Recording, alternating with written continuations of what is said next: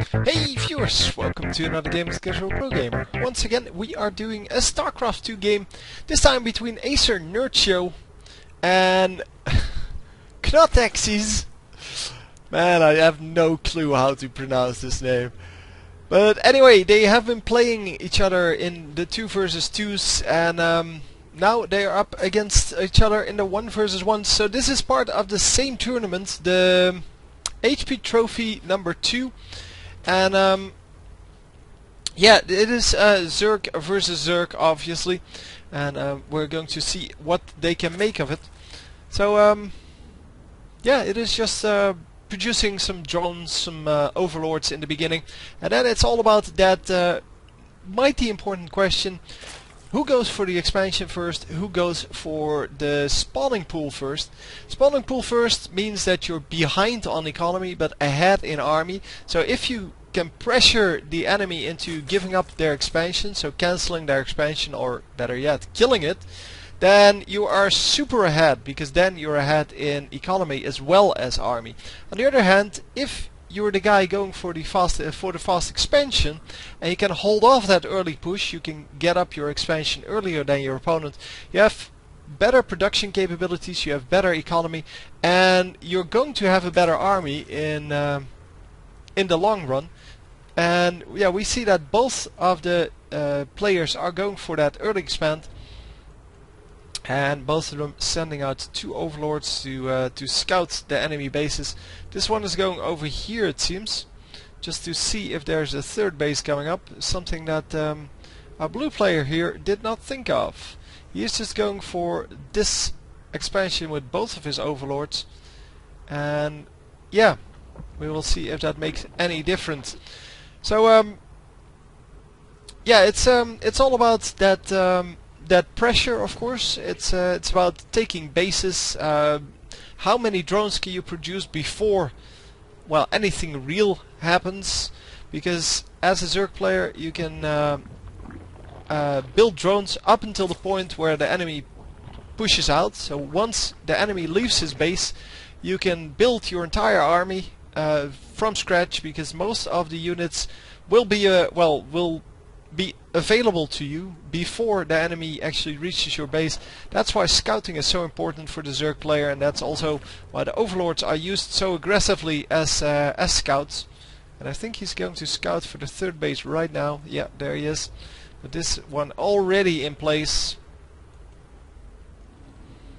And yeah, this one is just scouting here to see when the army is pushing out. The same on the other end, over here.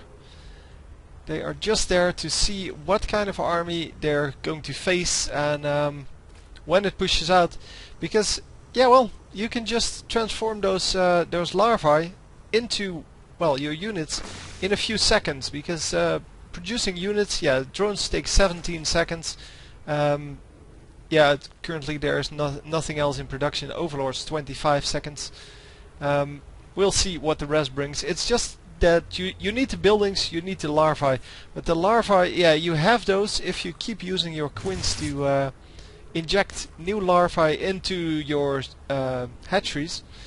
Then you should have enough to build an entire army. The problem is, of course, doing the correct micro to do everything. But yeah, with enough of an income, you can just keep producing drones and drones and drones and drones up until the point where you actually need an army, and then you can yeah, that was just one circling. Then you can just produce an army and hold off the push, and then if you are ahead of your opponent, then yeah, you can use that same army to push back, and well, hopefully the opponent won't be able to do the same. So yeah, only a few Zerglings out for scouting on both sides, and they're not going to be very effective. Wow, taking out one of the Banelings, and that is actually a big deal, because a Baneling is worth more than 2 Zerglings, and not having that Baneling can actually cost him. But we'll have to see how that works. So a little bit of defense here with the spine crawler that is positioned really far forward. A couple of queens and some Zerglings. But look, that speed, man. It's just incredible. If they don't stop, it's virtually impossible to kill them. And yeah, that's exactly what we saw here. So, large amount of Zerglings coming out here now. And he's actually producing Banelings with them. So, more Zerglings will be coming in to join this. And they all want to go over there. But no Banelings coming out here. Does he have a Baneling nest? Yes, he does. So we're going to have to see, oh, the evolution chambers go down. Evolution chambers there to block the, well, to block this position as well as just for the upgrade. But normally it's mainly for the block, and look at that. Although that he lost quite a lot of Banelings there. Yeah, actually he's still behind. Because he suicided a little too many Banelings in there. But he did wipe out most of the drones, but as you can see, drones are replenished pretty quickly. Because yeah, you can produce up to something like 7 drones at the same time from one hatchery. Also, of course, depending on the number of larvae you have. And the counter push is coming in, so those Banelings did quite a lot of damage. But not enough, I have to feel. They were a little bit too aggressive. They suicided into well, the drones with multiples. So multiples for one, and that is just not really worth it. So let's see. He killed 9 workers only, and although that is a pretty decent number, it may not actually be enough. We'll have to see. So Baneling versus Baneling action here. Oh wow, a whole bunch of Banelings just exploding. And the blue player, yeah, he comes out ahead in this. He gets to pick off a whole bunch of stuff, and he's going to actually pick off most of these drones with his remaining Zerglings. The queen will go down, and he's actually going after the drones, of course. Another queen may actually go down. Oh, roaches are up now, and the roaches will do very well against the Zerglings. And is he going to repopulate this base? Because, well, there's a new queen coming up, I'm sure. Yep. You always build a queen right after the old one dies. And here we are going to see some roaches as well. So he is going to move back his drones, but not repopulate.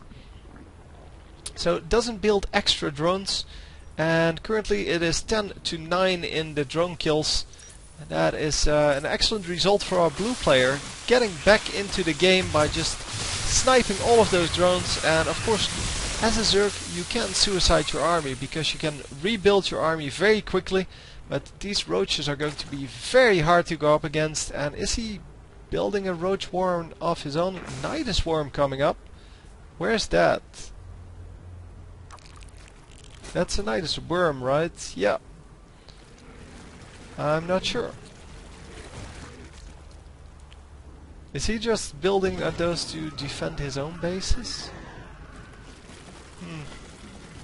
That's excellent scouting by me. I don't see it. But yeah, it can be virtually anywhere.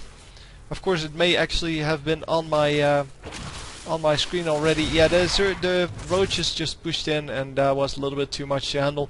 He didn't have anything to deal with those roaches.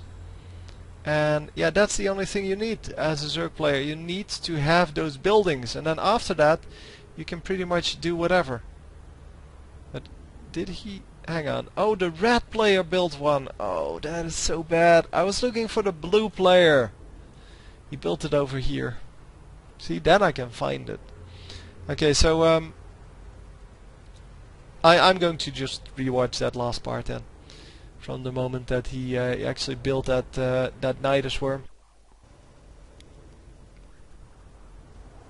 So yeah, he's building it over here, and then loading all of his. Yeah, I did see this. I was like, do both of them have one? But yeah, he is now directing all of his units that are going to be in there. Which is every unit he has, and he's directing them all to this position, and now he sees them, and it is just too late because, well, his entire army is dead. there's just nothing to defend. So even if he just ran across the map with those roaches, it would have been enough. Yeah, the blue player valiantly trying to come back in this, and did manage to kill quite a lot of the drones in that attack, but just stuck with the Zerglings, and I guess that was his mistake. He didn't go for anything else. Although he's building Mutalisks. So yeah, the Mutalisks, although they can take out the roaches pretty easily, well, because they fly and roaches can't attack air, it takes them way too long to take down the roaches. So the roaches would totally clean up the entire base, and there would be no drones left. It's kind of over from that point. Plus, if the roaches can burrow, then you're just getting killed, or you can't even kill them.